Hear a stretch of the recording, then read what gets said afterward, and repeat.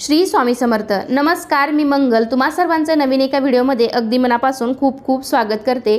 तर आजच्या व्हिडिओमध्ये आपण माघी गणेश जयंती व्रत कथा ऐकणार आहोत।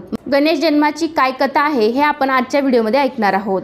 धर्मशास्त्रानुसार गणेश जयंतीला व्रत कथेचं श्रवण केल्यामुळे भक्ताला पूजेचं पूर्ण फळ मिळतं, त्याच्या सर्व मनोकामना पूर्ण होतात। हिंदू धर्मात गणपतीला प्रथम पूजनीय मानले जाते। कोणत्याही शुभ कार्याची सुरुवात ही गणेशाच्या पूजनाने होते। धार्मिक मान्यतेनुसार या दिवशी गणपतीचा जन्म झाला होता। गणेश जयंती हा दिवस माघ महिन्यातील शुक्ल पक्षातील चतुर्थी तिथीला साजरा केला जातो।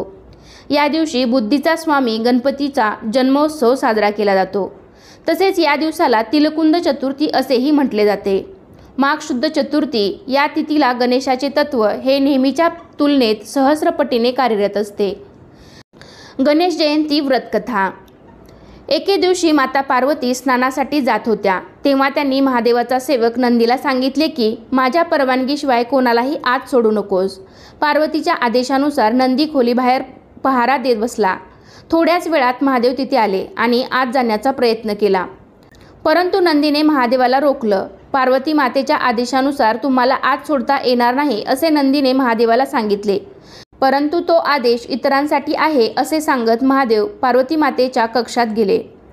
महादेव खोलीत आल्यानंतर माता पार्वतीने त्यांना विचारले, नंदीने तुम्हाला अडवलं का नाही? त्यावर महादेव म्हणाले, तो माझा एकनिष्ठ भक्त आहे, तो माझ्या आदेशाचे पालन करतो। हे ऐकून माता पार्वती विचारात पडल्या।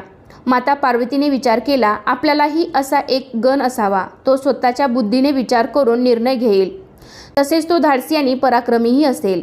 गण बनवण्यासाठी माता पार्वतीने अंगावर लावलेले उटणे आणि हळदीच्या मळापासून एक मूर्ती तयार केली। पार्वती मातेने दिव्य मंत्राने त्या मूर्तीत प्राण फुंकले आणि ती मूर्ती एका सुंदर बालकात रूपांतरित झाली। पार्वती त्या बालकाला निहाळत राहिली आणि त्याला बालगणेश असे नाव दिलं। बालगणेश तिला माता म्हणून बिलगला आणि आईच्या प्रेमाने पार्वतीच्या डोळ्यात आनंदाश्रू आले। बालगणेश आईच्या गुणाप्रमाणे तेजस्वी आणि बुद्धिमान होता। एके दिवशी पार्वती माता स्नानासाठी जात असताना ती बालगणेशाला म्हणाली, तू माझा पुत्र आहेस, गौरीपुत्र बालगणेश, तू माझा लाडका पुत्र आहेस, त्यामुळे मी जे सांगेल ते पालन करावे लागेल।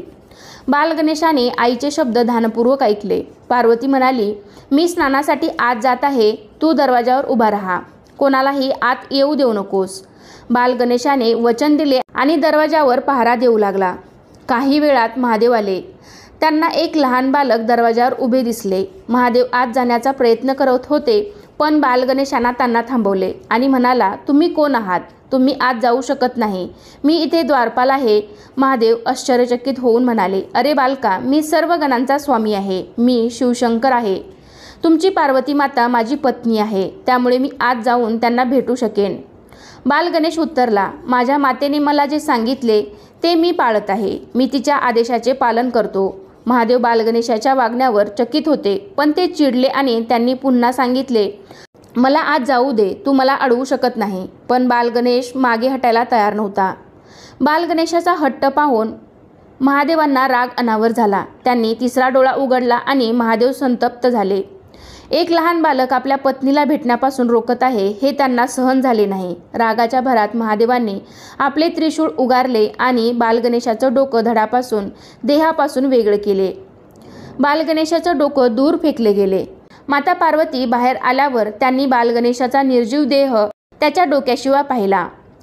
शिवशंकर रागाने लाल झाले होते। पार्वतीला या घटनेची कल्पना नव्हती, पण ती शोकाकुल झाली। ती महादेवांशी बोलली, तुम्ही हे काय केले? बालगणेश माझा पुत्र होता, मी त्याला एका मूर्तीतून निर्माण केले होते, मला तो जिवंत पाहिजे। पार्वतीने रागाने आणि दुःखाने महादेवांना धमकी दिली की तुमच्याकडे काही उपाय नसेल तर मी या सृष्टीला भस्मसात करीन। पार्वतीच्या या शब्दांनी महादेवाच्या अंतःकरणाला हलवले।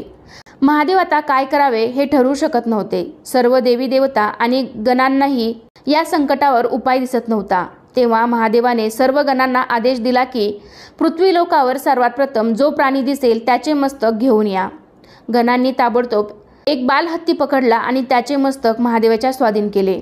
महादेवांनी आपल्या सामर्थ्याने हत्तीचे ते शीर गणेशाच्या शरीरावर जोडून गणेशाला पुन्हा जिवंत केले। गणेशाला सर्व देवांनी आशीर्वाद दिले. महादेवांनीच देवामध्ये प्रथम पूजनाचा मान गणेशाला दिला. त्यामुळे सर्व भक्त कुठल्याही पूजेत सर्वात आधी गणेशाला वंदन करतात. प्रथम ईश्वर म्हणून त्यांचे एक नाव प्रथमेश आहे. गजाचे आनन म्हणजे शिर असलेला देव म्हणून गजानन असे नाव आहे. गणांचा अधिपती म्हणून गणेश आणि गणपती ही नावे आहेत. प्राण्यांमध्ये हत्ती हा एक अत्यंत बुद्धिमान प्राणी आहे. गजाचे मस्तक असलेला गणपती बुद्धीचा देव आहे. अशा या गणपती बाप्पांच्या जन्माची ही विलक्षण कथा आहे. आशा करते की तुम्हाला ही छोटीशी कथा आवडली असेल. व्हिडिओ आवडला असेल, ही कथा आवडली असेल तर व्हिडिओला लाईक करा. तुमच्या फ्रेंड फॅमिलीमध्ये शेअर करायला विसरू नका. चला तर पुन्हा भेटूया अशाच एका छानशा आणि माहितीपूर्ण व्हिडिओमध्ये. तोपर्यंत धन्यवाद. सर्वांना श्री स्वामी समर्थ.